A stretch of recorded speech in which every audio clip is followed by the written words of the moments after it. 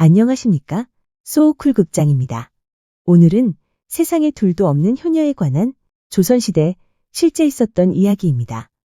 구독과 좋아요 그리고 알람 설정 부탁드립니다. 재미있고도 좋은 글로 보답하겠습니다. 이 효녀는 평양 사람 이화지의 딸이다.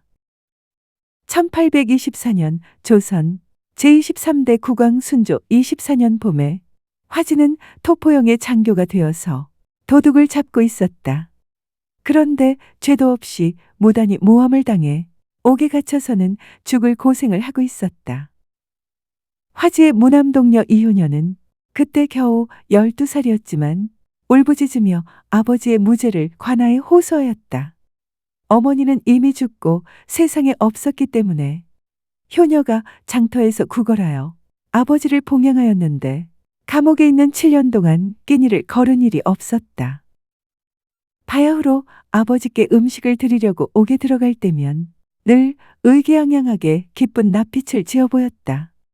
화지가 걱정하고 분해하면서 먹지 않으면 그녀는 일부러 웃으며 말하였다. 아무개 공께서 힘을 내어 도와주신다고 합니다.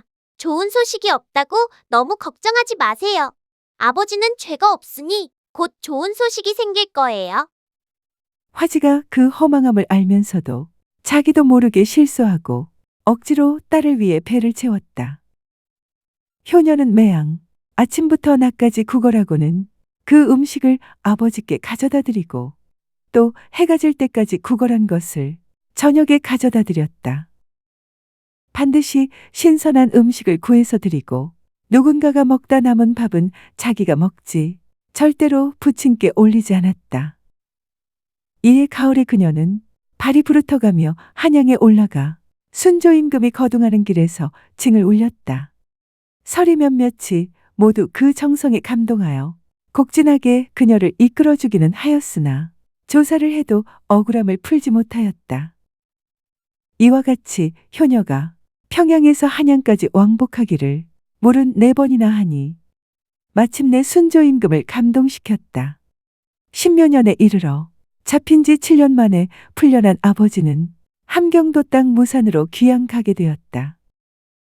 무산은 나라 북쪽에 외지고 고립된 지역인데 어느새 19살이 된 효녀는 도보로 따라가며 힘을 다해 아버지를 받들고 봉양했다.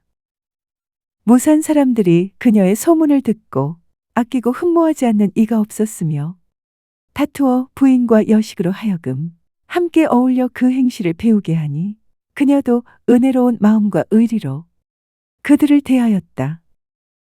그러므로 부친을 봉양하기에 편리한 물품을 삼천리 방방곡곡에서 보내지 않는 곳이 없었다. 무산에 거처한 지 5년 만에 사면되어 풀려나게 되자 무산 사람들이 모두 눈물을 뿌리면서 그녀를 전송했다. 그녀도 남은 재물을 모두 풀어서 이웃 마을까지 두루 나눠주었다.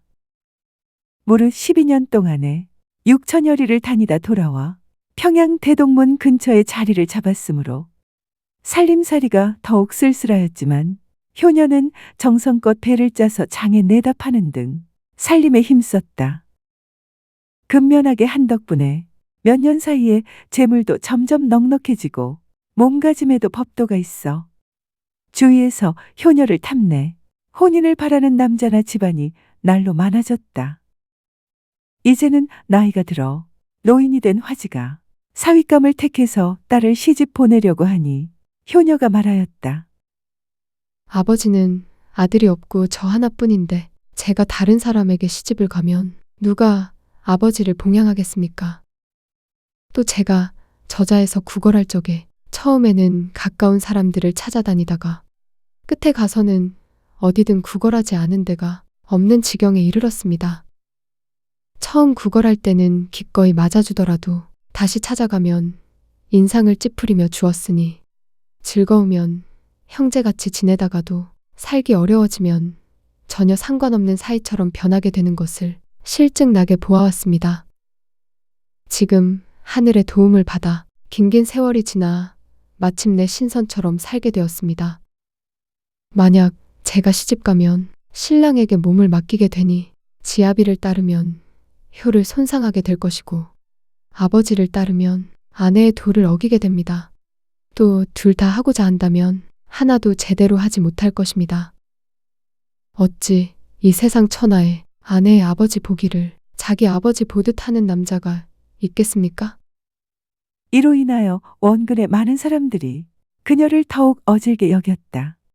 고을에서 벼슬하는 사람이 혹시라도 안부를 묻고 선물을 보내오면 그녀는 사양하고 말하였다. 내가 어찌 남보다 낫겠습니까? 단지 불행을 만났을 뿐입니다. 입장이 바꿔지면 누구나 그렇게 되니 내가 무슨 특별함이 있겠습니까?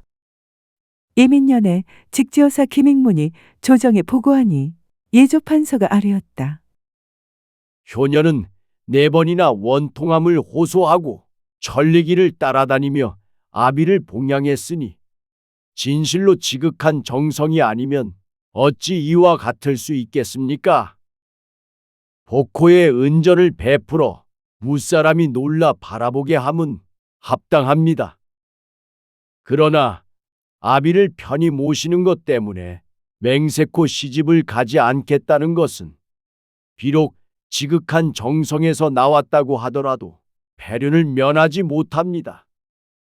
무릇 혼인하는데 때를 넘긴 사람을 엄하게 찾아 가려내는 것이 원래 법전에 있으니 각 도의 수령에게 분부하여 이것으로서 깨우치고 알려주면 어떠하겠습니까? 임금께서 그렇게 하라. 고하였다.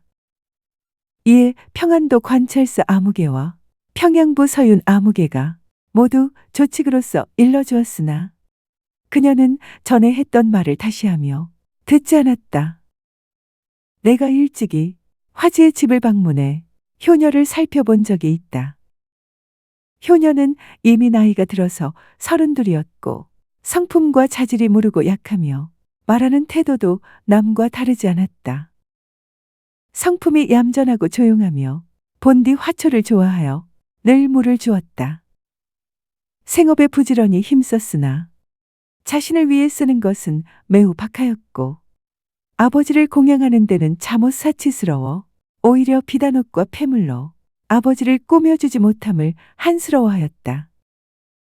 어떤 사람은 말하였다. 그 여자의 행실은 재영에 비해서도 부끄럽지 않겠지만 시집가지 않은 것은 너무 지나친 것이 아닌가? 내가 대답했다. 그렇지 않다. 무릇 사람은 각자 자기의 뜻을 행할 따름이다. 나라의 법에 이른바 가난하고 곤궁하여 혼기가 지난 사람은 관리가 도와주도록 되어 있지만 어찌 이 효녀와 같은 일을 가리키는 것이었겠는가? 남녀의 정욕은 감정을 억누르고 명예를 구하는 자들이 참아낼 수 있는 것이 아니다. 더구나 그녀의 말은 또한 느낀 바가 있어 나온 것이어서 감정이 없는 자 같지는 않다. 사람들은 마땅히 그 뜻을 존중하고 그 행동을 가상히 여겨야 하리라. 예전에 어떤 고명한 선비가 나이가 장년을 지났는데 장가들지 않고 말하길 장가들되 마땅한 사람이 아니면 장차 어머니의 근심이 될 것이다 하였으니 그녀의 뜻은 곧 그 선비의 뜻이다. 후사가 없는 허물은 그의 책임이 아니다. 그러므로 나는 말한다. 부모를 모시는데 힘쓴 사람은 효녀의 뜻을 알 수 있을 것이다. 들어주셔서 고맙습니다. 용어 풀이와 참고 문헌 그리고 자료 출처는 명기만 하고 따로 읽지는 않겠습니다. 참고하시기를 바랍니다.